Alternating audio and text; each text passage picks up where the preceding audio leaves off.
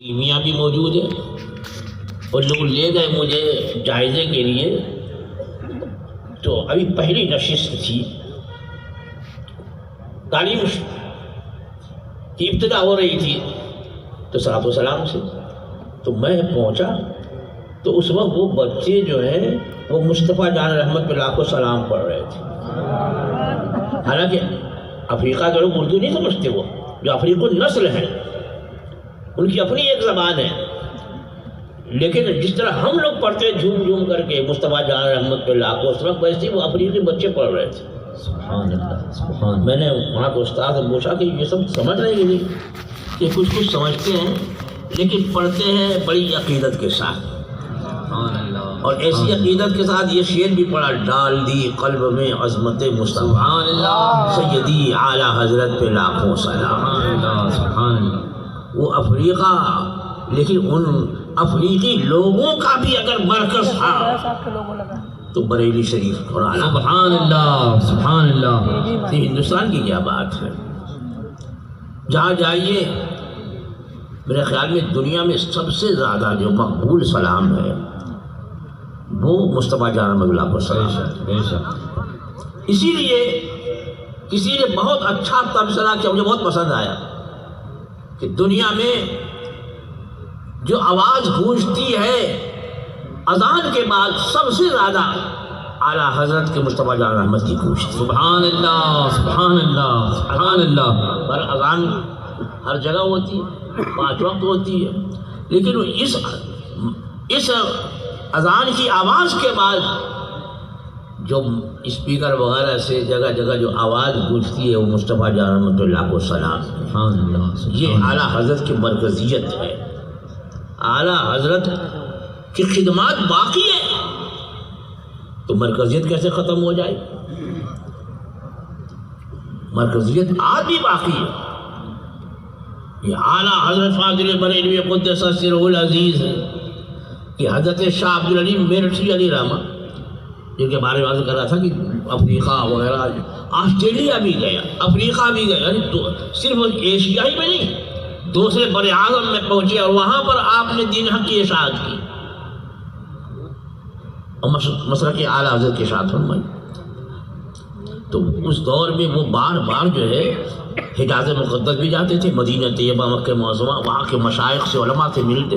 اور اعلیٰ حضرت اس سے پہلے چونکہ مدینہ طیبہ مکہ معظمہ جا چکے تھے، وہاں کے علماء اتنے متاثر تھے اعلیٰ حضرت کہ شاہ عبدالعلیم میرٹھی علماء جنہیں 14 زبانوں پر عبور حاصل تھا، ہر زبان میں تقریر کرتے تھے، جہاں جاتے وہاں کی زبان پر. ڈچ گئے، فرانس گئے، فرانسیسی زبان، ہالینڈ وغیرہ گئے، ڈچ زبان میں تقریر کرتے، لوگ سوالات کرتے، جوابات دیتے. تو یہ شاہ عبدالعلیم میرٹھی علماء ایک مرتبہ حج سے واپس آئے، تو مدینہ طیبہ سے واپس آئے، ساری دنیا کے بہت سارے شہروں کا سفر کرنے کے بعد مدینہ طیبہ گئے اور مدینہ طیبہ سے بریلی شریف آئے. اعلیٰ حضرت نے بڑا استقبال کیا، بیٹھایا. تو اعلیٰ حضرت کی شان میں انہوں نے پورا ایک قصیدہ لکھا. کون؟ شاہ عبدالعلیم میرٹھی علیہ رحمہ، معمولی عالم نہیں. مجھے اس کا مطلع یاد ہے، اتفاق سے شاید مقطع بھی یاد ہے، کبھی کبھی بھول بھی جاتا ہوں میں، تو مطلع سناتا ہوں میں کیا کہا. تو فرماتے ہیں اعلیٰ حضرت کی شان میں: تمہاری شان میں جو کچھ کہوں اس سے سوا تم ہو. تمہاری شان میں جو کچھ کہوں اس سے سوا تم ہو. اور قسیم جامع عرفان اے شہ احمد رضا تم ہو. سبحان اللہ. علم کی سوغات تو بانٹتے ہی ہے، علم تو تقسیم فرماتے ہیں، معرفت بھی تقسیم فرماتے ہیں. سبحان اللہ. قسیم جامع عرفان اے شہ احمد رضا تم ہو. اور اعلیٰ حضرت کی بارگاہ میں وہ جو دنیا کا سفر کرتے تھے، 1,00,000 سے زائد لوگوں نے ان کے ہاتھ پہ اسلام قبول کیا تھا۔ سبحان اللہ، سبحان اللہ۔ وہ اعلیٰ حضرت کی بارگاہ میں کیسے منکسر بن کر کے کس طریقے سے عاجزانہ پیش کرتے ہیں، کیا کہتے ہیں؟ فرماتے ہیں مقطع میں کہ علیم خستہ بھی ایک ادنا گدا ہے آسمانی کا۔ یہاں لوگ اپنی موچھ پہ تاؤ دے رہے ہیں، موچھ ہو کہ نہ ہو،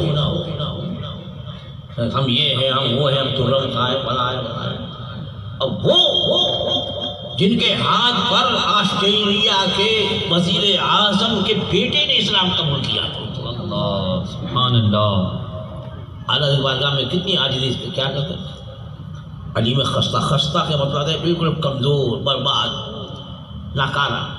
کیا کہیں کہ علیم خستہ بھی ایک ادنا گدا ہے آستانے کا، اور کرم فرمانے والے حال پر اس کے شاہ تم ہو۔ سبحان اللہ، سبحان اللہ۔ یہ حقیقت بول رہا ہے، وہ ہے اعلیٰ حضرت۔ تو اعلیٰ حضرت فاضل بریلوی قدس سرہ العزیز، جنہوں نے کروڑوں لوگوں کے ایمان کی حفاظت کا سامان کیا، نہیں تو کون بتاتا ہے؟ ہم تو جبہ و دستار دیکھ کر، داڑھی دیکھ کر، تسبیح دیکھ کر سمجھتے کہ یہی بہت بڑا عالم ہے، صحیح بولا۔ اور ان کی کتابوں میں اللہ، کتابوں میں اللہ اور اللہ کے رسول محبوبان بارگاہ کی توہین لکھی۔ یہ اعلیٰ حضرت کا عظیم کارنامہ کہ ان کی کتابوں سے ان کی کفری عبارتوں کو نکال کر لوگوں پر ظاہر فرمایا کہ ان کے جبہ و دستار پہ مت جاؤ، ظاہری طور طریقے اور اطوار پہ مت جاؤ، ان کے گھناؤنے عقیدے کو دیکھو۔ کیسا عقیدہ؟ ان لوگوں نے اپنی اپنی کتاب میں جو لکھ ڈالا، آپ سنیں تو خود حیران ہے، ایسا لکھ ڈالا۔ کتاب میں لکھ ڈالا کہ رسول اللہ صلی اللہ تعالی علیہ وسلم کے علم سے زیادہ شیطان کا علم ہے، لکھا ہوا ہے سب۔ الفاظ تھوڑا ادھر ادھر ہو جائے۔ حضور کے علم پر سے ان کو شر ہے، کیونکہ سرکار نے ان کی خبر دے دی تھی نا کہ اس کی نسل سے ایسے لوگ پیدا ہوں گے کہ ان کی نماز اور ان کے روزے کے سامنے تو اپنی نماز روزے کو حقیر سمجھو گے۔ حضور نے خبر دی تھی، اس لیے حضور کے علم پر اعتراض۔ ان کا ایک بہت بڑا مولوی، اس سے سوال ہوا کہ رسول اللہ صلی اللہ تعالیٰ علیہ وسلم کو علم غیب تھا کہ نہیں؟ تو کیا کہتا ہے؟ کہتا ہے کل علم غیب تو عقلاً نقلاً باطل، یعنی سارا علم غیب تو نہیں ہے۔ اب بعض علوم غیبیہ، یعنی کچھ تھوڑا بہت علم غیبیہ، مردود کیا بولتا ہے کہ اس میں حضور کی کیا تخصیص، یعنی یہ تھوڑا تو علم غیب ہے تو اس میں حضور کی کیا تخصیص؟ ایسا علم تو زید، عمرو، بکر، ہر مجنون، پاگل اور ہر جانور، جمیع بہائم، سارے چوپایوں کو، سارے جانوروں کو ایسا علم غیب حاصل ہے۔ معاذ اللہ، معاذ اللہ۔ یا اللہ، ایک طرف سے ان کا جو سب سے بڑا گلو گھنٹا ہے وہ کہتا ہے اللہ کے سوا کسی اور کے لیے غیب مانے تو شرک، اللہ کے اور کے لیے غیب، صرف غیب کا غیب مانے تو شرک۔ اور یہ کیا کہتا ہے کہ بعض علم غیب تو جانوروں کو بھی ہے، اس میں حضور کی کیا تخصیص؟ یعنی اپنی ہی قلم سے خود ہی جو ہے اپنے گل گھنٹال کے موقف کے اعتبار سے وہ کافر ہو گیا، مشرک ہو گیا۔ ہم کیا کافر مشرک کسی کو کہیں گے؟ بہرحال اعلیٰ حضرت کا احسان کہ ان کی کتابوں سے ان کی کفری عبارتوں کو نکال کر بتا دیا کہ ان کے جبہ و دستار پر نہ جاؤ، ان کا لحاظ مت کرو۔ انہوں نے جو عقیدہ پیش کیا اسے دیکھو اور بچاؤ اپنے ایمان کو۔ اسی لیے اعلیٰ حضرت نے برجستہ فرمایا۔ اعلیٰ حضرت کیا فرماتے ہیں کہ دشمن احمد پہ شدت کیجئے، دشمن احمد پہ شدت کیجئے، ملحدوں کی کیا مروت کیجئے، اور شرک ٹھہرے جس میں تعظیم حبیب، حضور کی تعظیم کریں، کھڑے ہو جائیں تو کہنے کہ یہ شرک کر دیا، تو آرہ کیا مطلب ہے کہ شرک ٹھہرے جس میں تعظیم حبیب، اس برے مذہب پہ لعنت کیجئے، اسی لیے وہ مسلک حق جو مسلک صحابہ ہے، جو مسلک تابعین ہے، جو مسلک ائمہ مجتہدین ہے، جو مسلک اولیاء کاملین ہے، ان اولیاء کاملین سے ہوتا ہوا ہم تک جو مسلک پہنچا ہے، مسلک اہل سنت، اسی کو آج پہچان کے لیے مسلک اعلیٰ حضرت کہتے ہیں۔ کوئی نیا مسلک نہیں، کوئی نئی بات نہیں۔ میں نے بارہا بڑے بڑے مجمع میں اس بات پہ چیلنج کیا، مسلک اعلیٰ حضرت کوئی ایک بات تو بتا دو جو مسلک اہل سنت کے خلاف ہے۔ تو مسلک اہل سنت حقیقت میں آج پہچان کے لیے اسی کو مسلک اعلیٰ حضرت کہتے ہیں۔ بے شک تو مسلک اعلیٰ حضرت یہی ہماری اجتماعیت ہے، یہی مرکزیت ہے۔ میرے دوستوں، میرے بزرگوں، جماعت رضا مصطفیٰ سے وابستہ رہو اور اس کے ذریعے آپ اپنے ایمان کو تازہ رکھو۔